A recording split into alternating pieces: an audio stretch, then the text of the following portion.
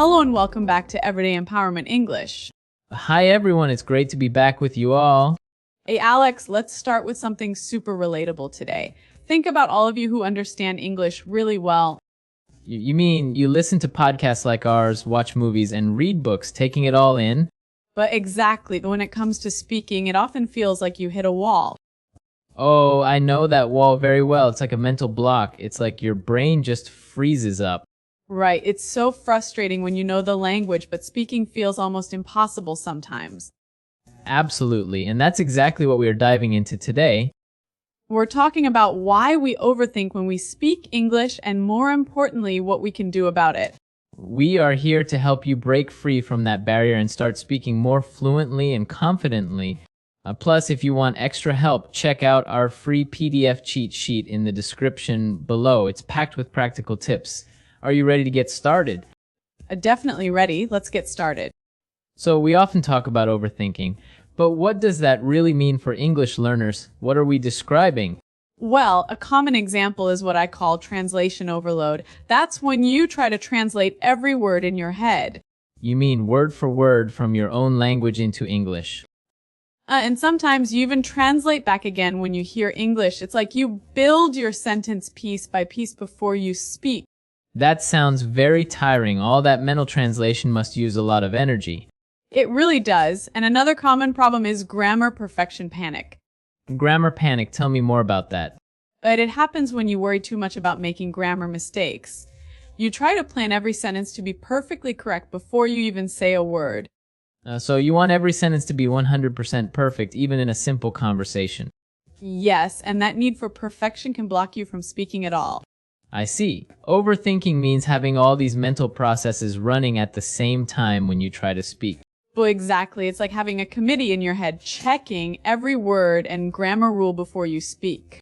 No wonder speaking feels so difficult. It's too much to manage all at once. It really is. And even though overthinking might seem careful, it actually makes speaking harder in the end. So, why is overthinking a problem? If you try to be accurate, isn't that good? It might seem that way, but overthinking makes you hesitate. You stop speaking because you are busy checking every detail. Hesitation, how does that happen? When you are constantly translating and checking grammar, it makes your speech slow and unnatural. Conversations become broken and not smooth. Unnatural pauses can make conversations feel awkward. Exactly. When you overthink, you miss the natural flow of conversation. The flow of conversation, can you explain that? Real conversations move quickly. If you are too busy thinking, you miss opportunities to speak. The topic changes or the moment passes while you are still planning your perfect sentence. So, by trying to be perfect, you actually miss opportunities to practice speaking.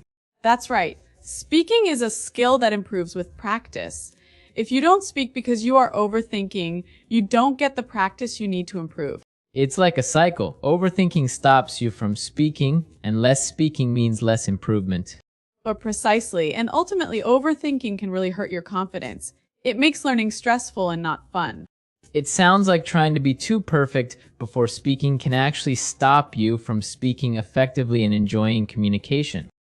Exactly, it's counterproductive. But the good news is there are ways to overcome this. Let's talk about some practical tips. Okay, Mia, what's our first tip for stopping overthinking and starting to speak? Tip number 1 is to focus on fluency, not perfection. Fluency over perfection. That's a good reminder. What does that mean in practice? It means when you are speaking English, your main goal is to share your message. Don't worry too much if every sentence isn't 100% perfect. So it's about being understood, not about being completely correct all the time. Exactly. In everyday conversations, getting your point across is more important than perfect grammar. That's a great point. So what's tip number 2 to help us speak more freely? Tip number 2 is to practice quick response drills. Quick response drills, can you explain what those are? But these are exercises to train your brain to react quickly in English without overthinking. It's about speed and reaction, not perfect answers. Can you give us an example? Sure. Imagine I ask you simple questions and you answer immediately without thinking too much. For example, what's your name? My name is Alex. Where are you from? I'm from London. Do you like coffee? Yes, I love coffee. See how quick and simple that is? It trains your brain to respond in English faster without overanalyzing. That's a great way to practice reacting in English. What's tip number 3? The tip number 3 is to start with simple, familiar topics. Familiar topics. How does that help with overthinking? When you talk about topics you know well, you don't have to focus so much on what to say. This frees up your mind to focus on how to say it in English. So, talking about familiar things reduces the pressure and makes it easier to speak. Yes, exactly. Talk about your hobbies, your daily life, your family, things you are already comfortable discussing in your own language. Now, that sounds like a good way to build confidence and start speaking more easily. Okay, Alex, let's do a quick vocabulary boost now with some useful words from our discussion today. Great idea. Let's start with relatable. Relatable. This is an adjective, relatable, and it means something that you can easily understand or feel sympathy for because you have had similar experiences. Example sentence. Let's start with something super relatable today. I think everyone finds speaking English challenging sometimes, right? Next, we have a phrase, hit a wall. Hit a wall. This is an idiom, hit a wall, and it means to reach a point where you cannot make any more progress or have difficulty continuing. It's like you suddenly stop because of a problem. Example sentence, many English learners hit a wall when they try to speak because they overthink too much. Very relatable phrase, hit a wall. Next, we have barrier. This is a noun, barrier, and it means something that blocks movement or prevents progress or communication. Think of it like a wall that stops you. Example sentence, overthinking can feel like a barrier to fluent speaking. For a good one. Next up, we have frustrating.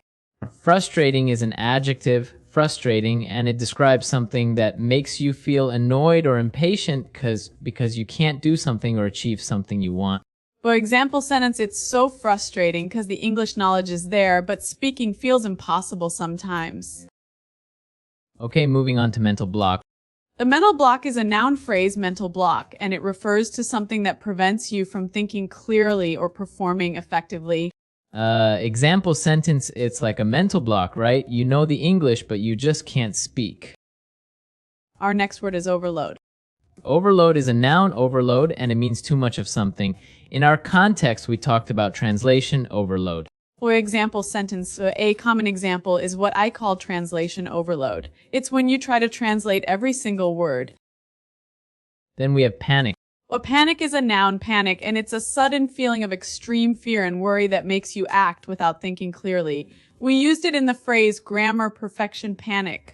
Example sentence, another very common thing is grammar perfection panic. This is when learners become very worried about making grammar mistakes. We also have hesitation. Hesitation is a noun, hesitation, and it means a pause before doing something, especially because you are nervous or not certain. Example sentence, overthinking can create hesitation when speaking. It makes your speech less smooth. And finally, our last vocabulary phrase for today is counterproductive. But counterproductive is an adjective, counterproductive, and it describes something that has the opposite effect to the one you intended or a bad effect instead of a good one. Example sentence, it's counterproductive. Trying to be too perfect before speaking can stop you from speaking effectively. So, the key message today is simple, stop overthinking and start speaking English. Remember, overthinking holds you back. Focus on speaking fluently, practice quick responses, and stick with topics you know well. You have the ability to speak English more confidently. Try these tips and notice the difference in your conversations. We want to hear from you. Tell us in the comments which tip you'll use first and share your progress with our community.